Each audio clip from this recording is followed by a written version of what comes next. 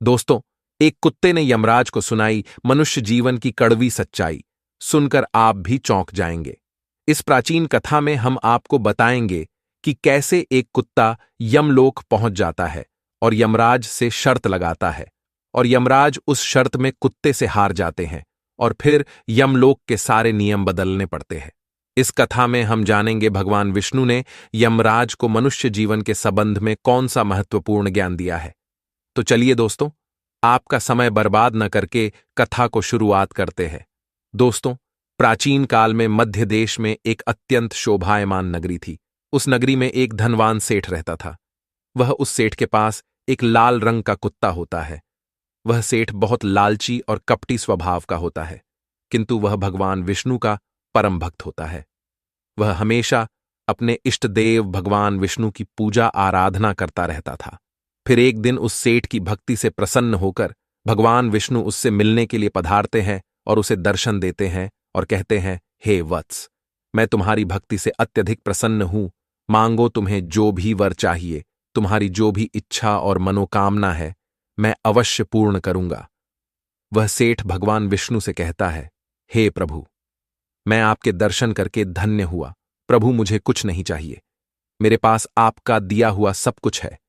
फिर वह सेठ एक सादा कागज निकालता है और भगवान विष्णु से कहता है, हे प्रभु, आप इस कागज पर अपने दस्तखत कर दीजिए ताकि मैं दुनिया के लोगों को भगवान के होने का सबूत दिखा सकूं। आजकल दुनिया में कोई ये मानना ही नहीं चाहता है कि भगवान है। फिर भगवान ने कहा, ठीक है वत्स, लाओ मैं तुम्हारे कागज पर दस्तखत कर देता हूं। इतना कहकर भगवान विष्णु उस सेठ के कागज पर दस्तखत कर देते हैं और अंतर्ध्यान हो जाते हैं। फिर वह सेठ उस कागज को हमेशा अपनी जेब में ही डालकर रखता था ताकि वह दूसरों को भगवान के होने का सबूत दिखा सके। फिर कुछ दिनों बाद उस सेठ का वह कुत्ता मर जाता है, जिससे वह सेठ बहुत ही दुखी हो जाता है। सेठ का कुत्ता मृत्यु के बाद यमलोक में जाने लगता है।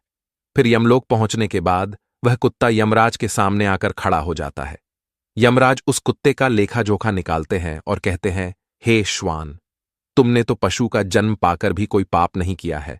तुमने हमेशा अपने मालिक के साथ वफादारी की है, कभी किसी पशु पक्षी आदि प्राणियों को कष्ट नहीं दिया है। तुमने अपने सभी काम बड़े ईमानदारी के साथ किए हैं। हे श्वान, एक कुत्ते का जन्म पाकर भी तुमने कोई भी घृणित कार्य नहीं किए हैं, इसीलिए तुम्हारे सभी जन्मों के पाप अब नष्ट हो चुके हैं। हे श्वान, अब तुम बताओ, तुम किस लोक में जाना चाहते हो? तुम जहां चाहोगे वहां तुम्हें भेजा जाएगा। तुम जिस प्राणी का जन्म चाहते हो वह जन्म भी तुम्हें दिया जाएगा। हम तुम पर बड़े ही प्रसन्न हैं। शीघ्र बताओ तुम्हारी क्या मनोकामना है। फिर वह कुत्ता बोलने लगता है, हे धर्मराज, आप चाहे मुझे नरक में भेजो या स्वर्ग में, मैं कहीं पर भी जाने के लिए तैयार हूं। लेकिन मेरी आपसे विनती है कि मैं जिस भी स्थान पर रहूं, मैं किसी मनुष्य के बंधन में ना रहूं। मुझे किसी मनुष्य की गुलामी न करनी पड़े और ना ही मुझे मनुष्य का जीवन चाहिए। आप कृपा करके मुझे कोई उचित स्थान प्रदान करे। कुत्ते की बात सुनकर यमराज आश्चर्यचकित होते हैं और सोचने लगते हैं कि मनुष्य का जीवन पाने के लिए तो देवता भी तरसते हैं, फिर यह कुत्ता मनुष्य का जीवन ना देने की कामना क्यों कर रहा है। फिर यमराज उस कुत्ते से कहते हैं, हे श्वान, तुम मनुष्यों से इतना द्वेष क्यों करते हो? मनुष्य का जन्म पाने के लिए तो बड़े बड़े देवता भी तरसते हैं। पृथ्वी पर तो मनुष्य का जीवन ही सर्वश्रेष्ठ है। फिर क्यों तुम मनुष्य का जन्म नहीं पाना चाहते हो?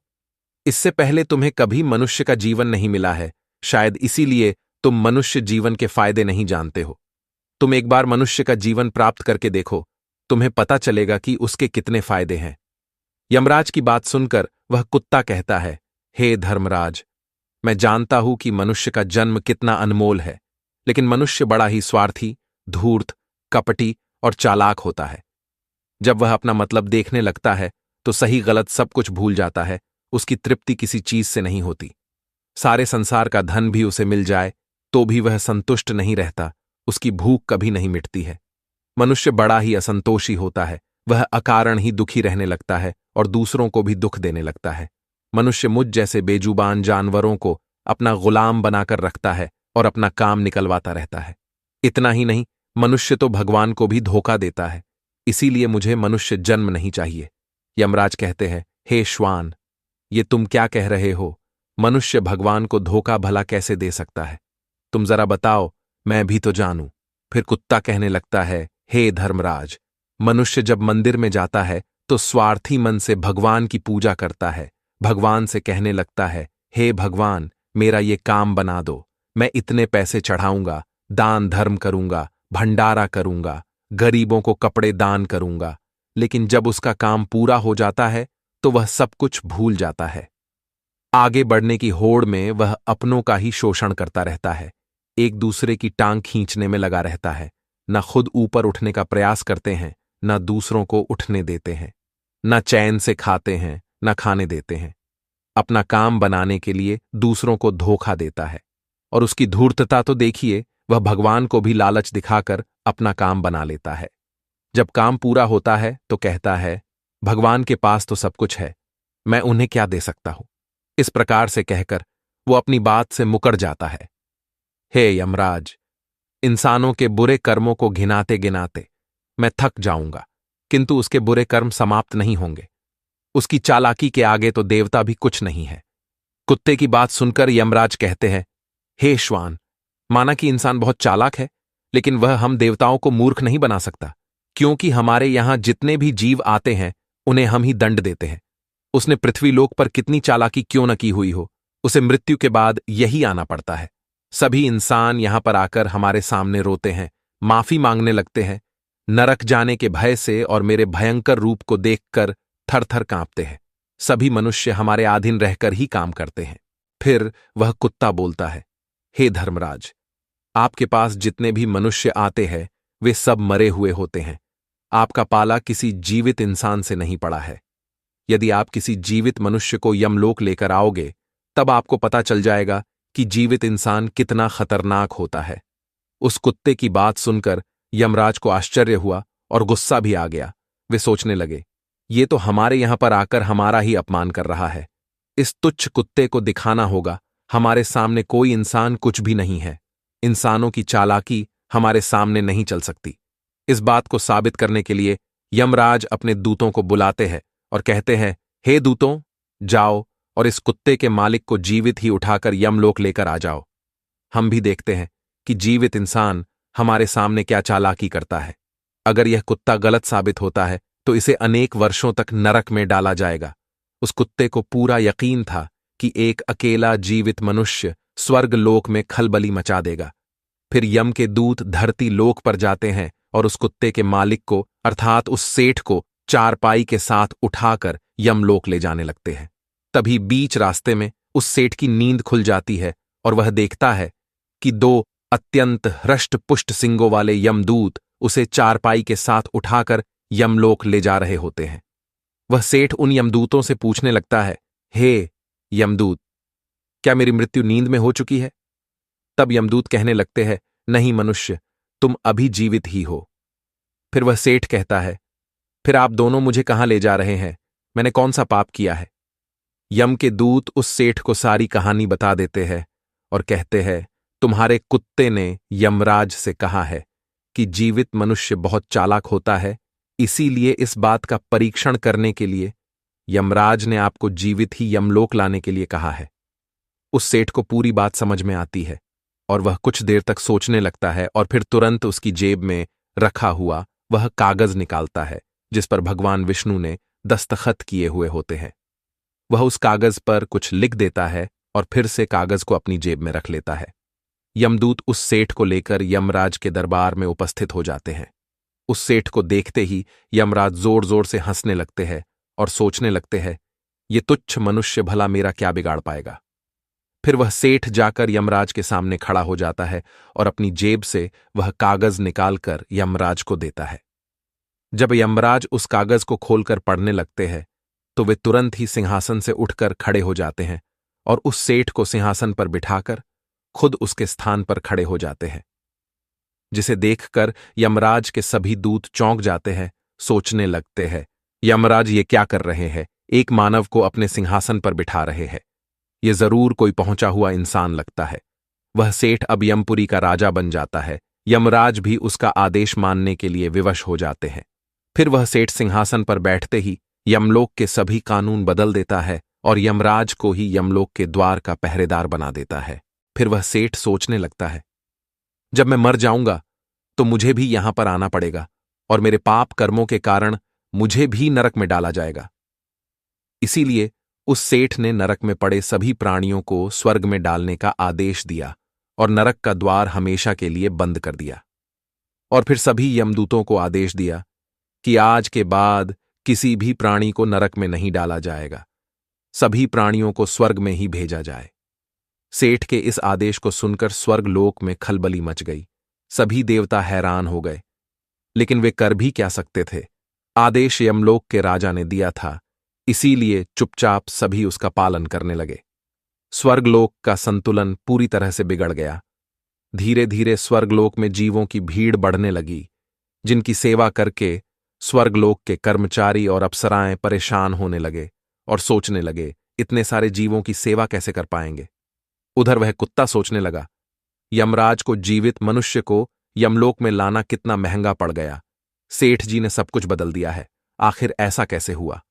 फिर वह कुत्ता अपने सेठ के पास गया और पूछने लगा, सेठ जी, आपने ये सब कैसे किया? अब तो आप यमलोक के राजा बन गए हैं, अब मैं सारे जीवन आपका दास बनकर रहूंगा। कृपया आप मुझे बताइए कि आपने ये सब कैसे किया।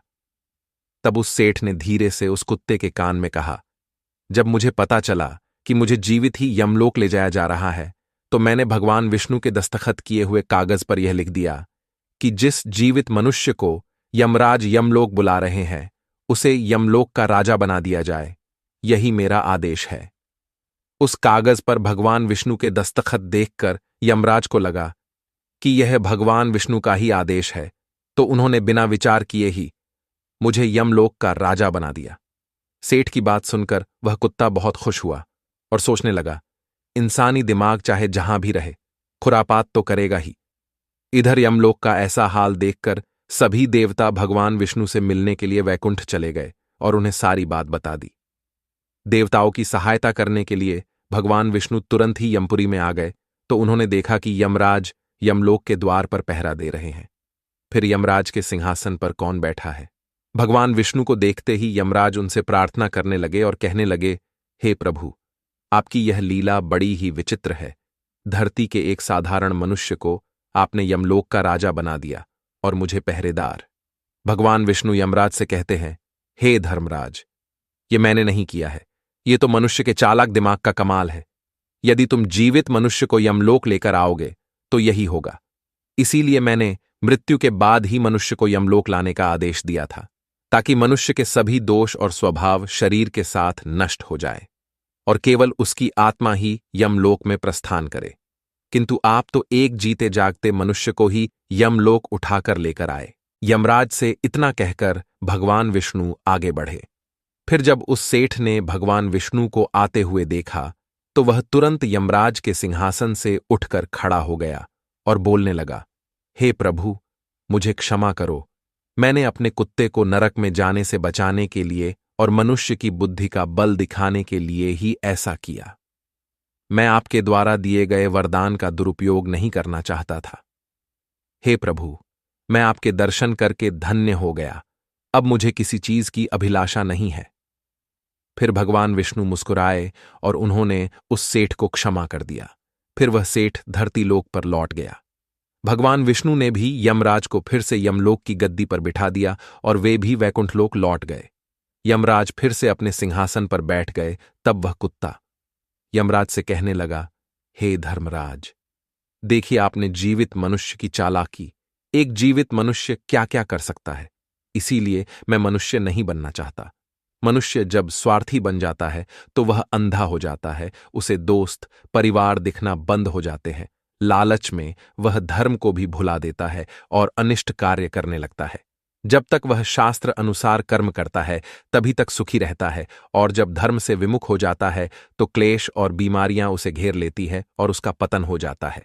फिर यमराज उस कुत्ते को क्षमा कर देते हैं, उसे स्वर्ग में भेज देते हैं और यमलोक के बदले हुए कानूनों को फिर से सही कर देते हैं। तो दोस्तों, इस प्रकार से एक कुत्ते ने यमराज को मनुष्य के जीवन की सच्चाई बताई है। ये कथा आपको कैसी लगी कमेंट करके जरूर बताएं। अगर यह जानकारी अच्छी लगी तो वीडियो को लाइक जरूर करें और कमेंट में जय श्री कृष्ण जरूर लिखें। साथ ही चैनल को सब्सक्राइब करें। मिलते हैं अगली वीडियो में। आप सभी का धन्यवाद।